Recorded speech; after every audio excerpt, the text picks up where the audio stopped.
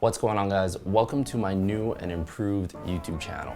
The goal of this channel is to share the growth and progression of my work. For those of you that don't know me, my name is Nick and I'm a videographer from Brooklyn, New York. I've been taking photos and videos for several years now. I've already started to lose track. And since I've started out, I've learned a lot of things along the way, and I've worked on several different projects. And every new project I do, I try and implement something new to learn, as well as using all of the tools and knowledge that I've learned over the years to really just put my all in everything I do. As a personal goal to keep on top of making content, I decided to reinvent my YouTube channel with behind the scenes content and in-depth looks on projects that I've worked on. Over the years, I've created content for brands, I've done car videos, I've worked with models, I've done weddings, and my goal was never to be classified as an automotive photographer or automotive videographer. It was just to be a videographer and to create content that pretty much just makes me happy. As of lately, I haven't really been doing that, but due to the pandemic, I've had a lot of time to actually plan out what it is I want to do with this YouTube channel. And over the years, with all the content that I've done and looking back on a lot of the vlogs that I've done, I really just realized how much fun I was having creating content like this. So to wrap this up so we can get into today's video, the goal for this new YouTube channel is to have fun, show behind the scenes content, and let you guys learn from the mistakes that I've made, because I'm always learning, and you guys, if you're watching this channel, will go along for the ride and be learning with me. So without further ado, let's get into today's video.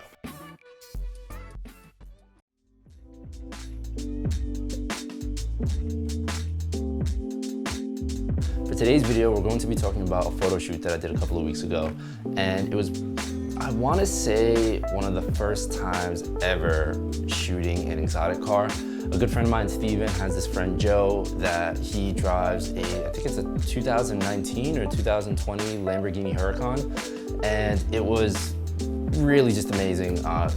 Quick shout out to Steve. Thank you so much for hooking this up, and big shout out to Joe for coming out and letting me shoot his car. So there was a lot of experimentation that I wanted to do with this car. For this particular shoot, because it was such a special car, I really just wanted to up my game a little bit. So I made a short list of things that I wanted to capture. I know I definitely wanted to get rolling shots on the highway. I wanted to do some flash photography with it.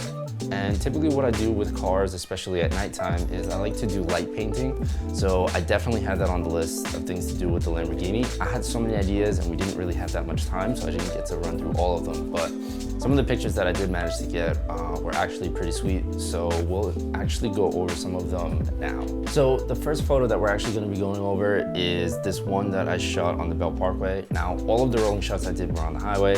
If you're ever planning to do rolling shots, always, and this is just a disclaimer, make sure you're being safe, make sure you're buckled in and you're not being reckless and just hanging outside of the car. It's really not safe, but obviously get cool shots, but be safe. So this first shot is one of the first ones we did. So I was really just trying to capture nice rolling shots with the sun in the background. Now, throughout the entire day, before actually taking pictures, we had to deal with the Lamborghini needed to get an oil change. So throughout the morning, I was kind of anxious because, it was on the lift and it took maybe about 2 hours to actually take all the panels off and then get the oil drained and then, put everything back and put the oil in. It was a whole process, but it was definitely worth the wait, because by the time we actually did finish with the oil change, the sun was in probably one of the most perfect spots that it actually could have been. So I got some really nice sun flares. And in this particular photo, in front of the car, if you're looking at the picture, it would be to the right of it. It's actually really, really nice, and I love how the sun is just kind of peeking through. So this was actually one of my first times doing rolling shots in a while, and anytime that I've done this in the past, I really just wasn't able to get the settings right to get like that really nice, smooth motion blur on the street. And assuming that you're familiar with photography, then you understand like the reason that is probably because I was just using too high of a shutter. And it's been a while since I actually experimented with this or had somebody to actually drive. So I'm actually really happy with how the street looks. I'm happy with how, there's like trees in the background passing by that are nice and blurred out. Overall, I'm happy with this photo. I think my shutter speed was somewhere around 40 or 50, 1/40, 1/50 of a second. And I shot this using my 24-70 G Master with a relatively high aperture. I think it was somewhere around like 8 or 11, somewhere between 8 and 11, because I wanted to make sure that I got enough of the car in focus while we were driving.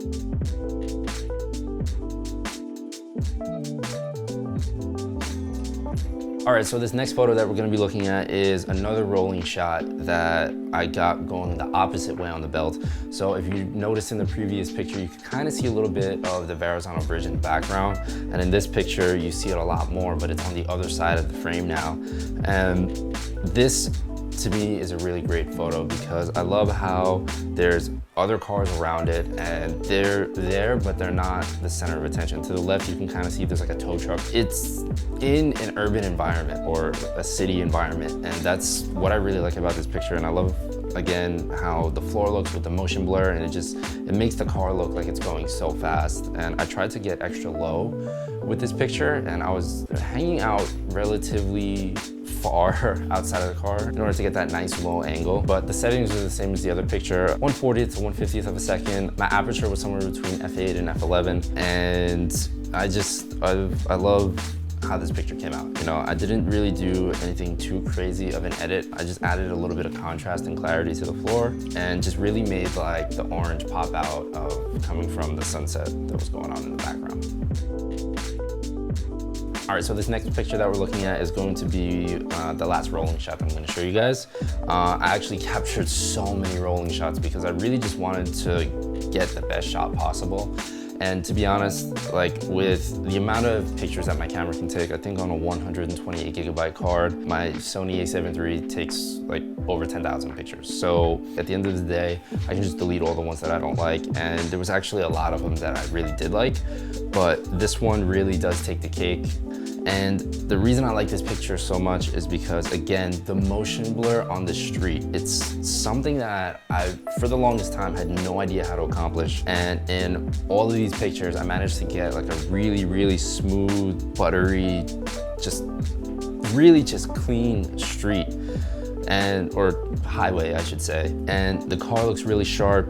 You see the beautiful rear end of the car. The taillights on the Lamborghini just look amazing. You can see the body lines. It's really just an amazing picture, and I'm kind of patting myself on the back because for the first time actually going into doing rolling shots and being like, all right, like this is what I want to do, and like having the vision in my head of like this is an image I want to take and executing it, like there's no better feeling in the world because I actually did picture having something like this, and I couldn't be happier with how it came out. So that's gonna be the last rolling shot that I show you. I'll briefly mention some of the other ones and maybe I'll throw them up on the screen. I don't have them out here now, but there were a lot of pictures that I got with sun flares while the car was rolling, and I could show you all of them, but honestly, within just the rolling shots, I probably have like 50 something pictures that I actually edited and went through and exported and was like, all right, these are all really good. But my top picks would be the first three that I showed you. All right, so this next picture that we're gonna be looking at is another one that was really just kind of experimenting. I've watched a bunch of videos in the past of people using a flash as opposed to light painting in order to light their cars. And I've never really done it before, or correction, I've never done it before.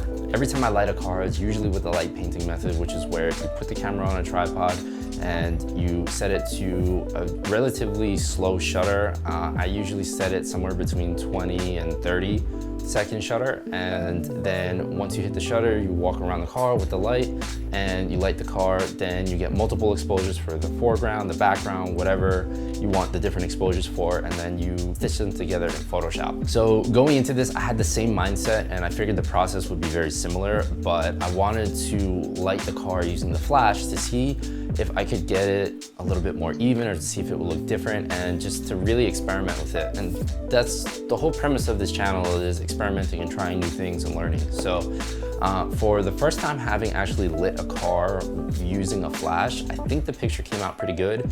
There were very small details that me as a photographer and the person that actually edited these pictures notices, but I think to the untrained eye, you might not actually notice these things. Let's actually get into this picture, and I'll talk a little bit about some of the things that I personally feel could have gone better. So overall, how I lit this picture was my friend Steven, I gave him the flash and I positioned him in several different parts of the car. I had one in the front left part of the car, I had one behind to get a little bit of a backlighting. I had him light each of the wheels. I had him standing by the back corner of the car, and I had him get an exposure for the side of the car. Now, when I was stitching these together, I noticed I kind of got a little bit of a shadow. If you notice, like on top of the front wheel, you can see how there's a shadow. That's because the light was coming in so harsh from the back, and I didn't get enough, or I guess I didn't position him in the right spot when I lit the car from the front. So it didn't capture the bright side of that. And you know, it's a small detail, and it's something that probably only I noticed, or I'm sure other photographers or anybody that really just went in depth with this picture or looked at it noticed. It kind of bothered me, but overall I am still happy with how the image came out. So I did all of those exposures. I had him positioned in each spot, and then I used a layer mask and I painted in each little portion and just kind of blended them together, and I stopped when the shades started to look a little bit different. I think there was maybe 1 or 2 layers where I actually did have to adjust the exposure to get the color to match. And the exposure I took for the background actually came out pretty sick. It just looks like a golden fire is literally just raining on the entire world. Like it's just a really sick background. And then I don't exactly remember how I lit the floor. I think I just used the regular floor and got like its own exposure for it. To be honest, I don't really remember, and I don't have Photoshop open to really look at it, but I'm pretty sure that's what I did. Another quick side note that I made sure to do when I took this picture was I made sure that he had his headlights on. And usually what I end up doing is I do a separate exposure for the lights, but in this case it actually came out clean enough to where I didn't really need an exposure just for the lights.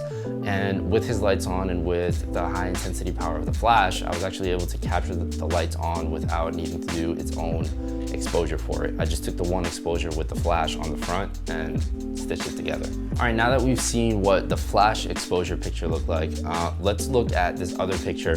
So this is going to be the last image that I show you, and if you guys want to see more of these images, I posted them up on my Instagram, but you can also find them on my website. I put a little gallery together, and there'll be a link in the bio down below. It's free to look. There's literally no charge. It's not gonna hurt. If you wanna see more of the pictures and some of the other rolling shots that I was talking about, they'll be available in the link below on my website. So looking at this image, you can probably tell it looks completely different from the last one. I decided to shoot this one vertically, and I'm really, really happy with how it came out. So how I did this picture was I took 2 or 3 images. It wasn't that many images. I took one for the background, and at this point, by the time I set up and had the car repositioned, the sun was for the most part gone, but I was actually able to get a little bit of the background still in and a little bit of the orange. And I really do like the nice gradient of color where it goes from orange and then it's kind of white, and then it goes to blue, and then it goes to like a dark blue, and then it's almost essentially black at the top of the image. And that was just natural. That was just how the sky looked. So I'm really happy with this background, and I think I like it a little bit more than the fiery world is about to end background. And if you look closely, it kind of looks like there's like stars or like airplanes or like little specks in the image that just really just adds to the atmosphere. But for the foreground of the image and lighting the car, all I really did was I lit the car with a 30-second shutter. It was either 25 or 30-second shutter. I fired it off, and then I walked around the car using my light wand, or it was either my light wand or my LED. I'm pretty sure it was just my LED for this. And it lit the car beautifully. You know, I don't think I took more than 2 exposures on this. Actually, I'm lying. I did do 2 exposures. I did one for the front, and then there's one that kind of lit the back a little bit. And then for the sides that show the ground, that was just luck of me lighting the car, and it was the fall off from the car. So it surrounded the car in a perfect circle, essentially. It was a little hard to actually get some of these pictures because I was in a public space and people were just coming left and right. But this is how this picture came out. And to be honest, I kind of think I like this one better than the one I took with the flash, but that's just because I had a little bit more of an idea of what I was doing, because I've done this so many times in the past. But overall, I am happy with all the images that I took, and I hope you guys like them too.